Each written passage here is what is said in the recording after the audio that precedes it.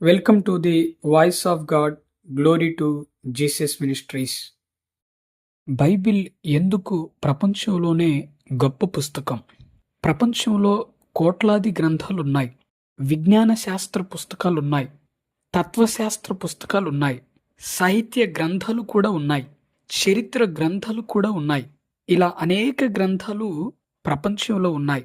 అయితే ఈ పుస్తకాలన్నిటికంటే గొప్ప స్థానాన్ని సంపాదించిన ఒకే ఒక గ్రంథం బైబిల్. బైబిల్కు ఉన్న ప్రత్యేకత మరే గ్రంథానికి, ఏ పుస్తకానికి లేదు. బైబిల్ ఒక దేశానికో, ఒక జాతికో, ఒక వర్గానికో మాత్రమే రాయబడలేదు, కానీ ప్రతి మనిషికి రాయబడింది. ఇతర గ్రంథాలతో పోలిస్తే బైబిల్ గొప్ప గ్రంథం అనటానికి చాలా కారణాలున్నాయి. అందులో మొదటి కారణం, బైబిల్ వేలాది భాషల్లోకి అనువదించబడింది. ప్రపంచ భాషల్లో వేలాది భాషల్లోకి ఈ గ్రంథాన్ని అనువదించారు. ప్రపంచంలో దాదాపు 7,000 నుండి 7,200 భాషలున్నాయి. ఈ సంఖ్య కాలక్రమేణా కొద్దిగా మారుతూ ఉంటుంది.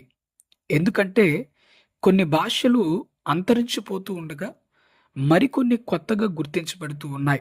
7,200 భాషల్లో సుమారుగా బైబిల్ 3,800 కంటే ఎక్కువ భాషల్లో అనువదించబడింది. మనుషులు రాసిన ఏ గ్రంథం కూడా ఇప్పటి వరకు ఇన్ని భాషల్లోనే అనువదించబడలేదు. ఏ గ్రంథం కూడా ఈ రికార్డును ఇప్పటి వరకు కూడా అందుకోలేదు.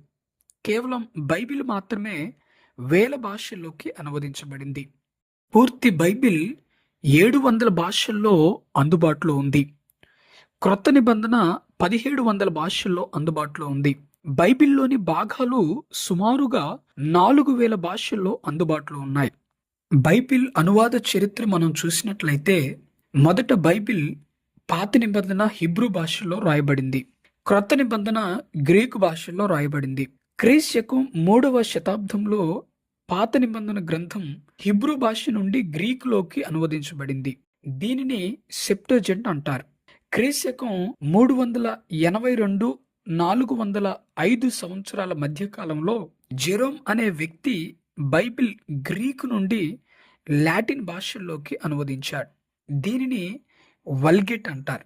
క్రీస్తు 1382 సంవత్సరంలో జాన్ విక్లిఫ్ బైబిల్ని లాటిన్ భాష నుండి పూర్తి బైబిల్ను ఇంగ్లీష్ భాషలోకి అనువదించారు. క్రీస్తు 1526 సంవత్సరంలో విలియం టెండిల్ అనే వ్యక్తి క్రొత్త నిబంధనను గ్రీకు నుండి ఇంగ్లీష్ భాషలోకి అనువదించారు. క్రీస్తు శకం 1611 సంవత్సరంలో కింగ్ జేమ్స్ I అనే రాజు బైబిల్ను ఇంగ్లీష్ భాషలోకి అనువాదం చేయమని పండితులకు ఆదేశించాడు. 47 మంది పండితులు కలిసి హిబ్రూ, అరమిక్, గ్రీక్ మూలాల గ్రంథాల నుండి ఇంగ్లీష్లోకి బైబిల్ని అనువదించారు. క్రీస్తు 1611 సంవత్సరంలో కింగ్ జేమ్స్ వర్షన్ KJVగా ప్రచురించబడింది. నేటికి అనేక సంఘాలు ఈ అనువాదాలను ఉపయోగిస్తూ ఉన్నారు.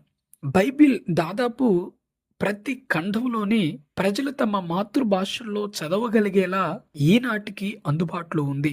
మరి ఏ ఇతర గ్రంథం ఇలాగున ఉన్నట్లు ప్రపంచ చరిత్రలో ఇప్పటి వరకు మనం చూడం. ప్రతి సంవత్సరం కొత్త భాషల్లో బైబిల్ అనువాదాలు జరుగుతూనే ఉన్నాయి. బైబిల్ ఇలా అనేక భాషల్లో అనువదించబడటం అనేటువంటిది ఒక ప్రత్యేకతను సంతరించుకుని అద్భుతమైనటువంటి విధముగా ఇటువంటి రికార్డును నెలకొల్పుతూ ప్రతిరోజు కూడా మానవులకి ఒక ఆశ్చర్యకరంగా అనిపించేటువంటి విధముగా అనేక భాషల్లోకి తర్జుమా చేయబడుతూ ఉన్నటువంటి గొప్ప గ్రంథం.